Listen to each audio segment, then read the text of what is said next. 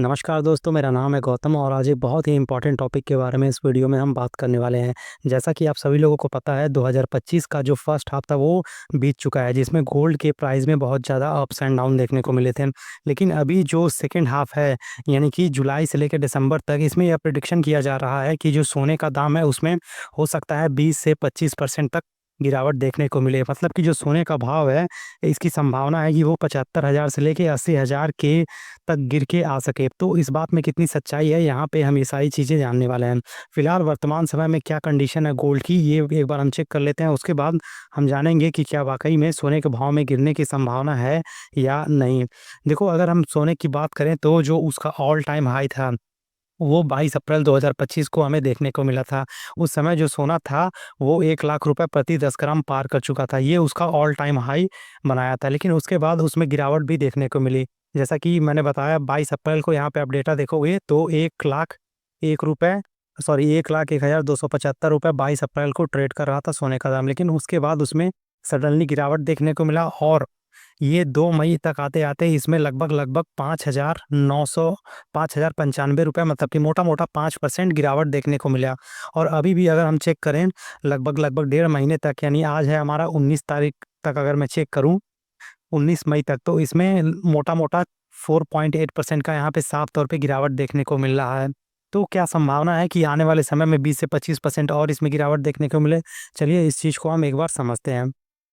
देखिए, सोने के दाम में जो गिरावट की खबरें आ रही हैं वो मेनली 2 कारण से आ रही हैं। नंबर 1, यूएस ट्रेड डील और दूसरा है सेंट्रल बैंक गोल्ड रिज़र्व के कारण। तो ये जो पहला कारण है, देखिए अमेरिका के द्वारा जो टैरिफ लगाए गए थे अलग-अलग कंट्रीज़ पे, तो उसका एक ट्रेड डील होने वाला है, जो कि पॉसिबिलिटी है कि जून से लेके दिसंबर के बीच में ये चलेगा। तो अगर उस डील में जो टैरिफ है उसको कम करके 10% के अंदर लाया गया, तो इस बात की पूरी संभावना है कि गोल्ड के दाम में गिरावट देखने को मिलेगी।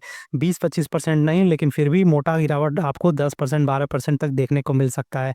लेकिन अगर ये जो टैरिफ है एज़ इट इज़ बना रहा, सिचुएशन ऐसा ही बना रहा, तो सोने के दाम में लगातार आपको बढ़ोतरी देखने को मिलेगी।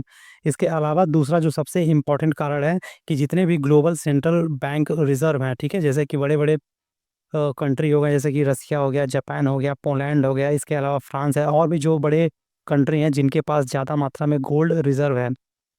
वो उनकी कंडीशन क्या है गोल्ड को लेकर? क्या वो हैवी बाइंग कर रहे हैं या फिर हैवी सेलिंग कर रहे हैं? तो एक बार हम इस चीज़ को भी ऑब्ज़र्व कर लेते हैं। तो अगर मैं टॉप ग्लोबल सेंट्रल बैंक की बात करूँ तो हिस्टोरिकल डेटा बताता है कि पिछले 16 साल में, मतलब कि 2006 से लेके 2022 तक, कुल जो परचेज़ किया गया था गोल्ड 20 टन के आस-पास सोना खरीदा गया था इन ग्लोबल सेंट्रल बैंक के द्वारा।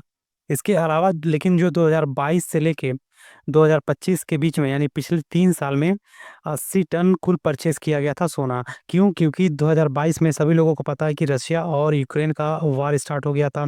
तो जितनी भी कंट्रीज़ थी, मोस्ट ऑफ द कंट्रीज़ ने रशिया पे सैंक्शन लगाया था, जिसकी वजह से जो गोल्ड है उसको एक सेफ करेंसी, सेफ एसेट के तौर पे ट्रीट किया जा रहा था। जिसकी वजह से जितने भी बड़े-बड़े गोल्ड रिज़र्व वाली कंट्री हैं, वो सारी हैवी बाइंग कर रही थी। इस वजह से आपको यहाँ पे ज़्यादा खरीदारी देखने को मिल रही है। तो अगर जो ये सेंट्रल बैंक हैं बड़े-बड़े, वो सेल आउट करते हैं अपना ये गोल्ड रिज़र्व, तो भी इस कंडीशन में हैवी ड्रॉप आउट देखने को हमें मिल सकता है गोल्ड के प्राइस में। हो सकता है 15% 18% तक की यहाँ पे हमें गिरावट देखने को मिले। लेकिन अगर जो कंडीशन है एज़ इट इज़ बनी रहती है, मतलब वो स्टिल परचेज़ करते जाते हैं अधिक से अधिक गोल्ड, तो सोने के दाम गिरेंगे नहीं बल्कि बढ़ते ही जाएँगे। तो ये 2 पॉसिबिलिटी आप ध्यान रखिएगा कि जो ट्रेड वार होने वाला है यहाँ पे, ट्रेड डील होने वाला है अमेरिका के द्वारा अलग-अलग कंट्रीज़ से लेकर, जैसे कि अभी अमेरिका और इंडिया की बात कर लें तो 26% का टैरिफ यहाँ पे रेसिप्रोकल टैरिफ लगाया गया है। आने वाली मीटिंग में हो सकता है इंडिया और अमेरिका के बीच में ये संभावना बन जाए कि ये जो टैरिफ है 26% का, इसको कम किया जाए या फिर इसको हटा दिया जाए। तो अगर ऐसा होता है तो सोने के दाम में आपको यहाँ पे कमी देखने को मिलेगी। लेकिन अगर कंडीशन एज़ इट इज़ बनी रहेगी तो सिचुएशन में कोई चेंजेस नहीं होगा और सोने का दाम बढ़ता ही जाएगा। और दूसरा कंडीशन मैंने यहाँ पे बता दिया जो कि सबसे इम्पोर्टेंट था। तो ये कुछ 2 इम्पोर्टेंट कंडीशन हैं।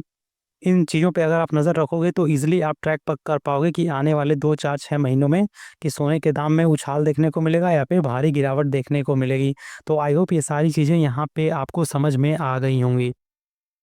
और इसके अलावा अगर आप गोल्ड में इन्वेस्टमेंट करना चाहते हैं तो इस चैनल पे आपको बहुत सारे gold investment scheme, ETF, mutual fund मिल जाएँगे, जहाँ पे मैंने डिटेल में एक्सप्लेन करके बताया है कि आप गोल्ड में कैसे निवेश कर सकते हो, कौन-सा बेस्ट ईटीएफ हो सकता है या फिर कौन-सा बेस्ट सिल्वर ईटीएफ हो सकता है। आप गोल्ड और सिल्वर दोनों में निवेश कर सकते हैं। तो फिर मिलते हैं नेक्स्ट वीडियो में, तब तक के लिए जय हिंद, जय भारत।